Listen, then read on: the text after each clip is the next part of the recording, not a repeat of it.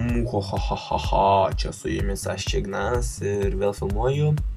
Ir šiandien nusprendžiau nedaryti išlikimų ar dar kažko tai, nes šiandien yra išskirtinė proga, tokia, kaip galim sakyti, pasveikinimas.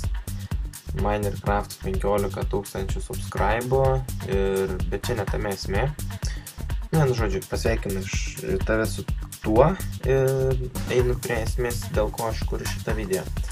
Norėčiau iš tikrųjų tau labai padėkoti, nes tu mane, galim sakyti, išmokinai visko su savo video, nes ką mokinausi, kiek žiūrėjau, tą ir mokinausi. Nes, sakykime, aš atėjau į šitą Minecraft pasaulį išvis nieko nemokėdamas, buvo tankus miškas.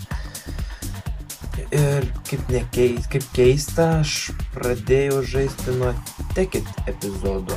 Ta Tekit parodė man klasiokas, pradėjau žaisti, pradėjau ieškoti video ir, kaip pastebėjau, pirmieji ir geriausiai video buvo lietuviški, ypač Minecraft. Jis puikiai viską išaiškina, tu tiksliau kreipsies į tave, jau galima sakyti. Puikiai viską išaiškini, kiek žiūri tos video, viską mokiniesi, nebūna taip, kad žiūri ir nuobodu, sakykime, kitur būna įkelta pusvalandis video arba netgi valandą ir daugiau.